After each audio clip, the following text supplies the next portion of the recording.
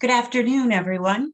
Today we'll be discussing how to provide career experiences in the classroom using project-based learning. Back in the early 1900s, John Dewey promoted the learning by doing approach to education, which would later become the foundation of project-based learning. This framework allows for students to use knowledge from all areas of study to complete a project or a task, a process that prepares them for the challenges that they may have to overcome in a future career. Having a job may seem like a lifetime away for a child, but by exposing them to different career paths, we could get them thinking about their life after high school before it's too late. As teachers, administrators, or parents, we know how important the future is for our students, and we want to give them an idea of what to expect when the next chapter of their lives begin. But how can we better prepare them for their lives after graduation? This is a great question that we will answer and explore during our time today. I'm Heather Wertman from Defined Learning, and I'm happy to be here with you today talking about some career experiences and the connection using Defined Learning. And my colleague, Carolyn Marchetti, is here with us, and she'll introduce herself. Good afternoon, everybody. I'm Carolyn Marchetti. I'm the Vice President of Curriculum and Professional Learning at Defined Learning. I'm very happy to be with you today. Today, Heather and I will be bouncing back and forth, teaching you all about career-based, project-based learning. So let's start by asking the question, what skills do we want students to have before they leave school? And what skills are important to employers? Hopefully that the answers to both of those two questions are the same skills. One of the companies that actually look into this is called NACE. So since 1956, they are the National Association of Colleges and Employers. There we go, I'm sorry, NACE. And they've been leading the source of information about employment of college graduates. Every year they put out a job outlook, and on the screen you can see this is from the Job Outlook 2021. This is a forecast of hiring intentions of employers for new college graduates. Each year, NACE surveys all of their employer members and asks them, what attributes do you want your new hires to have when they graduate college? The chart that you see here on the screen includes the 10 highest, mostly because it was all I could fit on the side, from the survey for the class of 2021. So as you can see from that chart, the qualities most desired are what many people call the soft skills, or the college and career readiness skills, or the graduate ready skills. People have different names for it, but it all pretty much involve these types of skills that employers also think are very important. Looking at this chart, you can see it is obvious that schools and colleges need to have a focus on teaching their students how and when to use these competencies. A great way to get our students to use these skills effectively is by having them participate in project-based learning activities, PBL activities. To do PBL with a career focus is basically killing two birds with one stone. Students are learning important skills for the workplace, as well as investigating jobs and careers that they may have little or no knowledge of.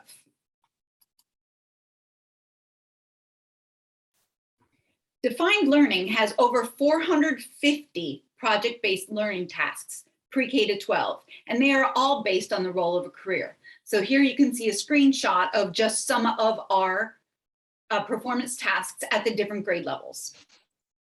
By engaging in these diverse PBL units that have a strong career focus, students will continually be building today's most coveted career skills that we saw on the last slide.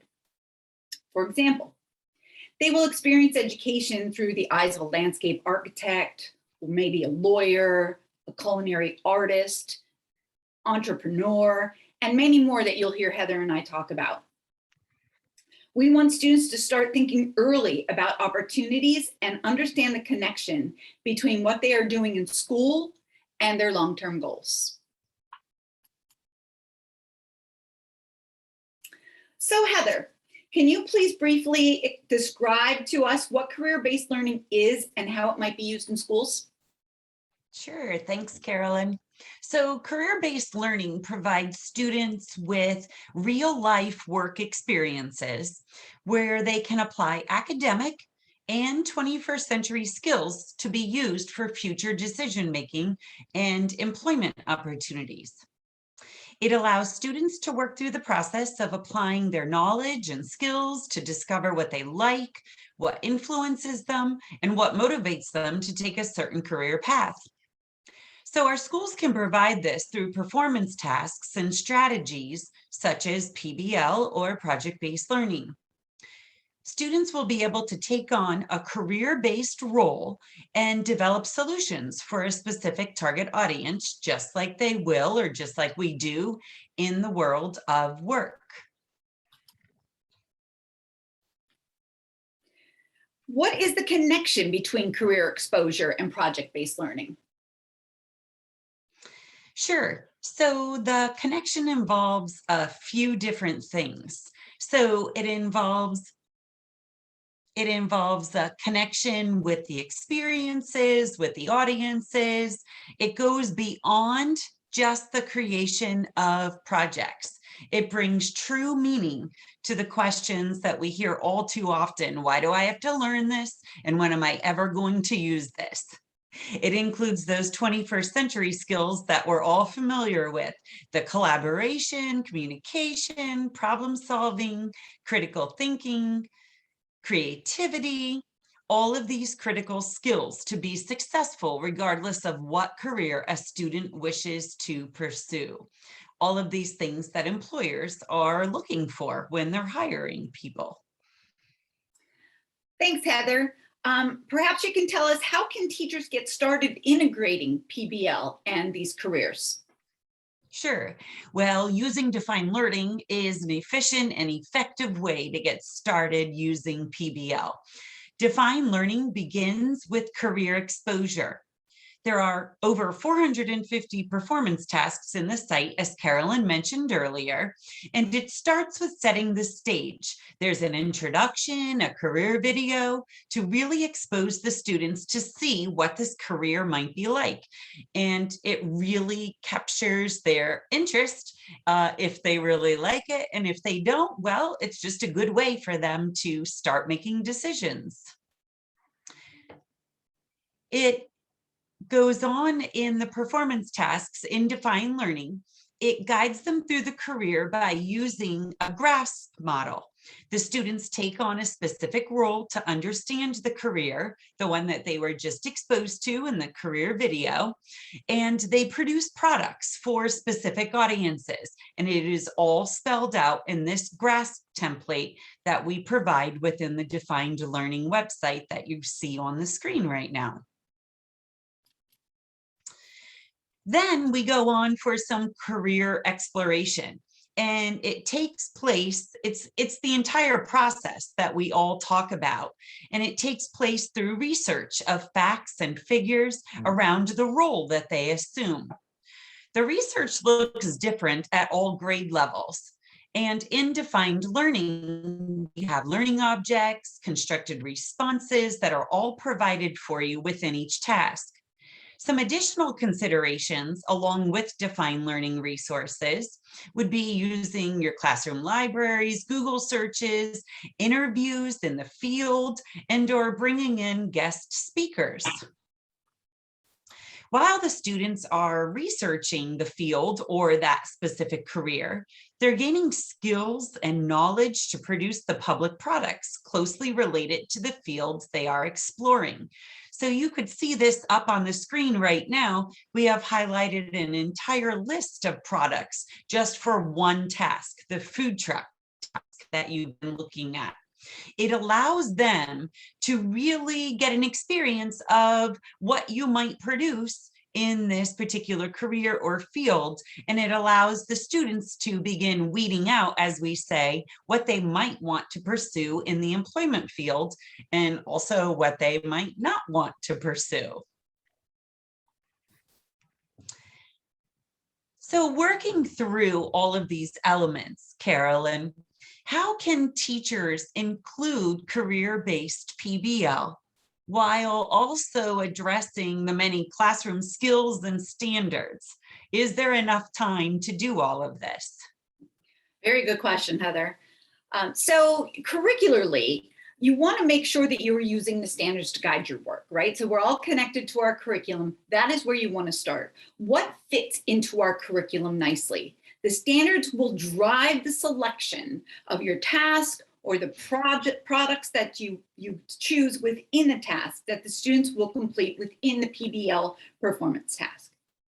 Since the students are applying their knowledge of the skills and the content standards in any PBL that you put into the classroom, it's also career-based, real-world scenario, they are more apt to retain that information because they're using it in a real-world scenario and they're applying it.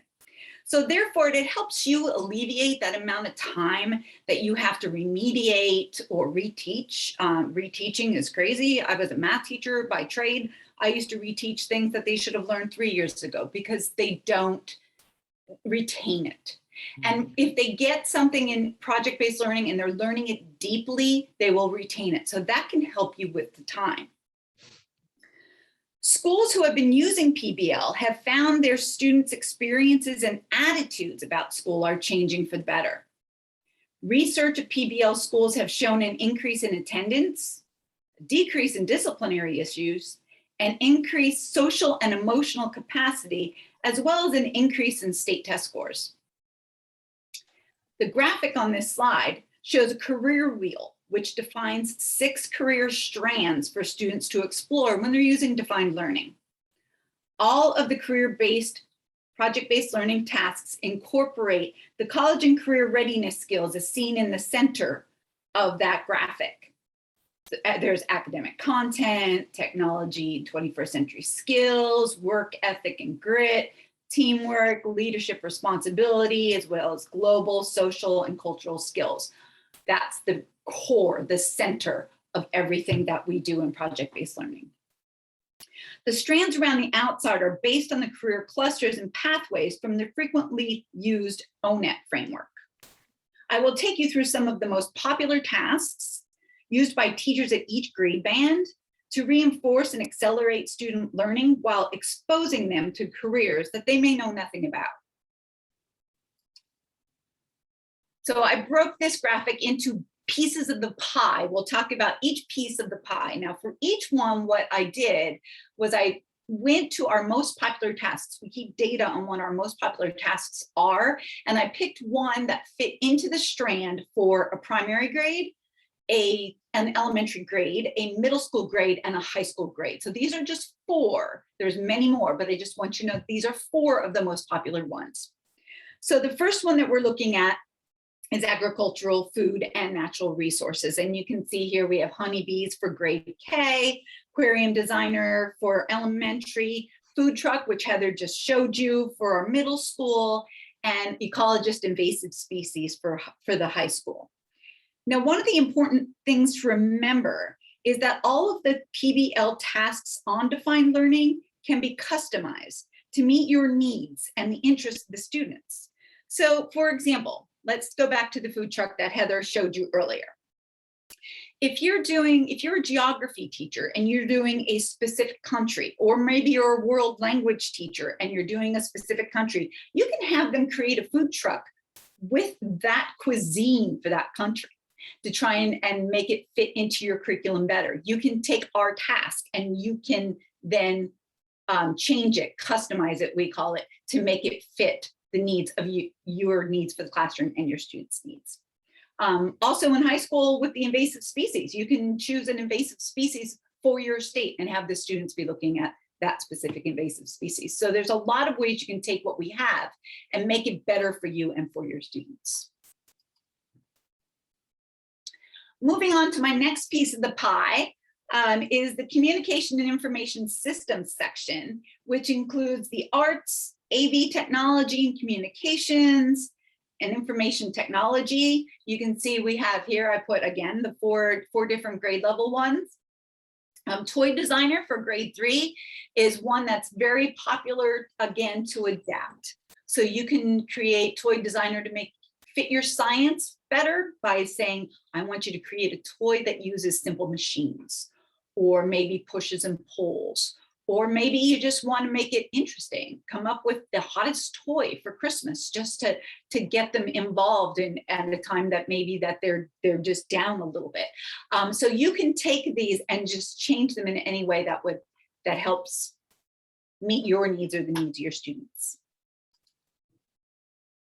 Our next section of the pie is the skilled and technical sciences piece. This includes our architecture and construction, manufacturing, STEM, transportation, distribution, and logistics. So you can see here, there's several of them. One of the one I'll talk about this time is Tiny House Designer. Tiny House Designer is very popular at middle school. It is a good math and science task. So you're doing the math of surface area, of scale drawings, creating the design of a tiny house, while also you're making your tiny house more environmentally conscious. So what are you going to be using in your tiny house to make you a little more off the grid? Moving on to the health sciences, you can see a variety of different health science tasks we hear that are popular at our grade levels. The one for prosthetic limbs at high school, we had teachers that took that task because they had a 3D printer. So not only did they design the prosthetic limbs, but then they also created the prosthetic limb on their 3D printer in their classroom. So that was a really big motivator for these kids to actually have a tangible result of what they created in the PBL. Moving on to our human services and education, this piece of the pie includes education and training, government and public administration, human services, and law, public safety, corrections, and security. A good example here is firefighter for pre-K.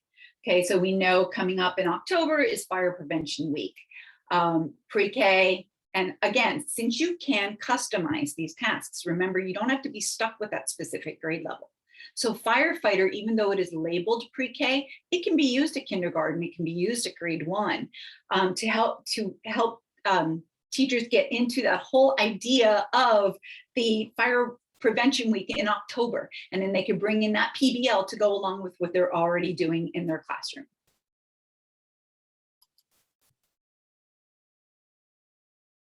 And our last strand here is business, marketing, and management. So this includes business management, administration, finance, hospitality and tourism, and marketing. So you can see here, it could be anywhere from owning a business of a candy shop or a baker to being a tour operator for Chernobyl. One of our most popular tasks is backpack designer. And the reason that one is so popular is because, again, it is very customizable. So you could be designing a backpack if you're an ELA teacher and your students are reading The Hunger Games. You could have them design a backpack based on one of the characters in The Hunger Games and their type of weapon that they use. Or if you're doing current events in social studies, you could be designing a backpack for the firefighters out in California, or for the rescue first responders that are going down to help the victims of Ida.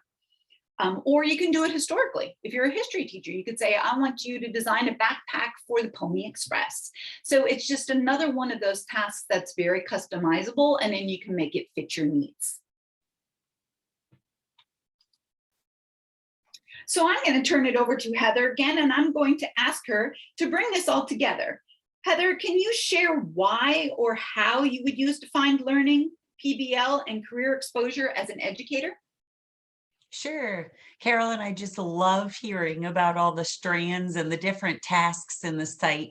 And when I was using defined learning in the classroom, I used a lot of those popular tasks that Carolyn went over. And some of those examples are so great to bring career exposure to our students.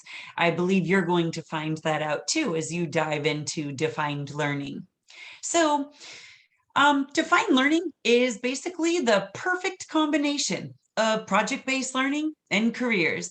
It exposes all of our students to critical thinking and problem-solving skills, everything they need for the real world, exactly what all employers are looking for that we keep hearing more and more about.